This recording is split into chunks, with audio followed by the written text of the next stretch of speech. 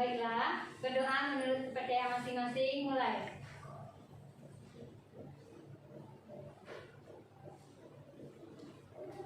Selesai. Selanjutnya Ibu akan mengambil absen. Febriani Mulyana. Hadir, Bu. Afifah Aguspa. Hadir, Bu. Miftah Hujana. Hadir, Bu. Zahra Fauzia. Hadir, Bu. Putri Sagita. Hadir, Bu. Sebrinta Inelia. Hadir, Bu. Hadir semua jadinya Anda. Hadir, Bu. Baiklah, kita akan memulai pelajaran tentang protista. Sebelumnya Ibu mau nanya, apa pernah mendengar atau mengalami sendiri tentang penyakit malaria? Pernah dengar, Bu? Pernah dengar, Bu. Tapi belum mengalami, Bu. Febriani Mulyana bisa menjelaskan? Baiklah, di sini saya akan menjelaskan tentang gejala dari penyakit malaria. Gejala malaria ini mirip dengan gejala flu biasa. Penderita mengalami demam menggigil, nyeri otot di persendian, dan sakit kepala. Biasanya penderita mengalami mual, muntah, batuk, dan juga diare. Gejala khas dari penyakit malaria ini yaitu adanya siklus menggigil, demam, dan berkeringat yang terjadi berulang-ulang. Sekian. Terima kasih kepada Febriani. Selanjutnya Ibu akan mengaitkan materi yang dijelaskan oleh Febriani terhadap pembelajaran kita hari ini pada protista mirip hewan, yaitu Aphysoplesa. Semua organisme Aphysoplesa sebelumnya disebut protozoa, bersifat parasit dan hidup di dalam tubuh atau sel inang mereka. Oke, tujuan dari pembelajaran kita hari ini yaitu siswa dapat menjelaskan pengertian dari protista. Siswa dapat mengklasifikasikan protista mirip jamur, protista mirip tumbuhan, protista mirip hewan. Kemudian siswa dapat menjelaskan ciri-ciri protista mirip jamur, protista mirip hewan, protista mirip tumbuhan. Dan siswa dapat menerapkan protista dalam kehidupan. Ibu akan menjelaskan tentang pengertian protista. Protista dalam bahasa Yunani protos pertama merupakan organisme eukariot pertama atau paling sederhana. Sebagai organisme eukariotik, protista memiliki membran inti sel. Organisme anggota protista bersifat autotrof, heterotrof, dan ada juga yang mendapatkan makanannya secara bervariasi bergantung kondisi lingkungan saat itu. Protista dapat ditemukan di air tawar, air laut, dan bersimbiosis dengan makhluk hidup lainnya. Sebelumnya, apakah ada yang mengetahui tentang protista? Tidak, Bu. Tidak, Bu. Oke, Ibu akan lanjut tentang klasifikasi protista. Yang pertama, protista mirip jamur. Protista mirip jamur dibagi menjadi 3, yaitu Myxomyxota, terdiri atas jamur lendir. Anggota Myxomyxota biasanya memiliki pigmen kuning atau oranye dan bersifat heterotrof. Yang kedua, Asarsiomyxota atau yang disebut jamur lendir uniseluler. Pada dasarnya lebih mirip dengan protozoa uniseluler. Fase vegetatifnya juga merupakan sel yang berfungsi sebagai individu. Yang ketiga, Oomyxota, dikenal sebagai jamur air, karat putih, dan downy mild. Organisme ini terdiri atas hifa yang terlihat seperti jamur pada umumnya. Oomyxota memiliki dinding sel yang terbuat dari selulosa pada umumnya. Jamur air merupakan mengurai dan tumbuhan pada alga atau hewan. Ibu akan menggambarkannya. Gambar dari film Oomyxota bisa diperhatikan. Baiklah, Ibu sudah menjelaskan pengertian protista dan klasifikasi protista mirip jamur. Selanjutnya Ibu akan membagi kalian menjadi 2 kelompok.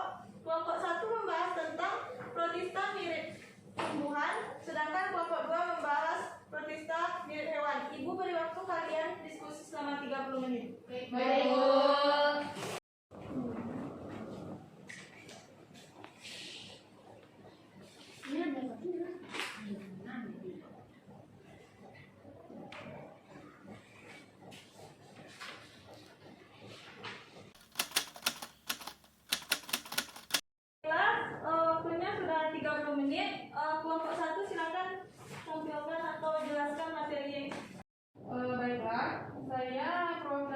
kelompok 1 akan menjelaskan materi tentang protista mirip hewan. Protista mirip tumbuhan meliputi alga uniseluler dan multiseluler sederhana. Protista mirip tumbuhan dibagi menjadi 7 filum, yaitu ada Eulenophyta, Chrysophyta, Bacillariophyta, Pyrophyta, Rhodophyta, Phaeophyta, dan yang terakhir ada Chlorophyta. Baiklah, selanjutnya kelompok 2. Pemerintah Italia, perwakilan dari kelompok 2 akan mempresentasikan hasil diskusi kami, yaitu protista mirip hewan. Protista mirip hewan adalah artinya hewan pertama, protos pertama, zon hewan digambarkan sebagai organisme mirip hewan karena dapat bergerak dan mengambil makanan dari organisme lain. Protozoa ini dibagi dalam 6 filum, yaitu Zomastigophora, Rhizopoda, Apicomplesa, Giliophora, Forminifera, dan Actinopoda. Baiklah, saya akan menjelaskan lebih lengkap tentang materi yang dijelaskan oleh kelompok 1, yaitu protista mirip tumbuhan, meliputi alga uniseluler dan multiseluler sederhana.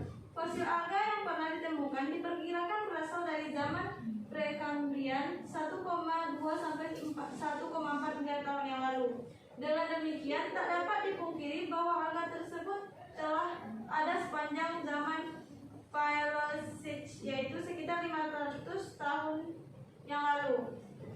Jenis-jenis filum dari protista tumbuhan yaitu filum Eulenophyta, dinamai berdasarkan genus yang menimpa pada filum ini, yaitu Euglena. Yang kedua, Chrysophyta. Chrysophyta kebanyakan hidup di air tawar, meskipun beberapa ada yang hidup di air laut. Yang ketiga, Bacillariophyta. Anggota kelompok ini dapat hidup di air tawar dan air laut. Yang keempat, Pyrophyta atau Dinoflagellata. Diberi nama demikian karena pergerakan yang dibantu buah flagella mirip cambuk. Yang kelima, Rhodophyta, mempunyai pigmen berwarna merah atau picoerythrin yang sangat banyak. Yang keenam, Phaeophyta atau alga coklat, umumnya terdiri atas organisme multiseluler yang hidup di air laut dan mempunyai pigmen satofil. Yang ketujuh, Chlorophyta, alga hijau. Chlorophyta atau alga hijau mempunyai dinding sel klorofil A, klorofil B, dan beta-karoten, serta menyimpan produk hasil fotosintesisnya dalam bentuk pati. Kemudian protista mirip hewan. Yang pertama, Zoomatigophora, memiliki minimal 1 flagellum. Organel berguna ini dapat mendorong organisme bergerak, merasakan lingkungannya, dan menjerat mangsa. Yang kedua, Rhizopoda, memiliki membran plasma yang fleksibel dan dapat melebar ke arah manapun, membentuk Pseudophyta kaki semu yang digunakan untuk bergerak dan mendapatkan makanan. Yang ketiga, Achinophyta, artinya kaki sinar. Yang keempat, Apicomplesa. Semua organisme ini sebelumnya disebut protozoa, bersifat parasit dan hidup di dalam tumbuhan atau seringal, seperti contohnya pada nyamuk malaria tadi. Yang keenam, Ciliophora. Anggota filum Ciliophora merupakan organisme uniseluler soliter yang umumnya hidup di air tawar. Yang keenam, Foraminifera, merupakan protozoa yang hidup di air laut.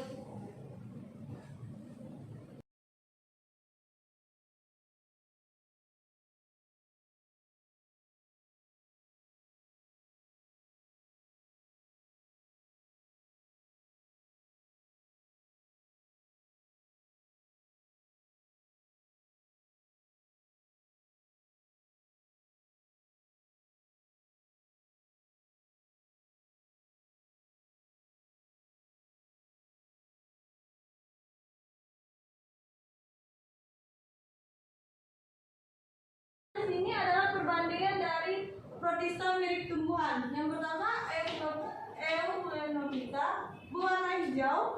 Cadangan makannya Paramylum, penyusun dinding sel tanpa dinding sel. Habitatnya umumnya di air tawar. Yang kedua, Pyrophyta, Warna dominan coklat, cara makannya itu pati. Penyusun dinding sel, selulosa, dan submembran, habitat laut dan air tawar. Yang ketiga, Chirophyta. Warna dominan keemasan, cadangan makanan repsin dan mamirin, penyusun dinding sel silika, habitatnya di laut dan di air tawar. Yang keempat, Basilaryophyta. Warna dominan kecoklatan, cadangan makanan leukosit, penyusun dinding sel silika hidrat dalam matriks, hidup di air laut dan di air tawar. Yang kelima, Rhodophyta. Warna kemerahan, cadangan makanan pati, penyusun dinding sel matriks, habitat kebanyakan di air laut. Yang keenam, Phaeophyta. Warna dominan coklat, cadangan makanan mangirin, penyusun dinding sel matriks selulosa, habitat hampir semua di air tawar. Yang terakhir, Phorophyta.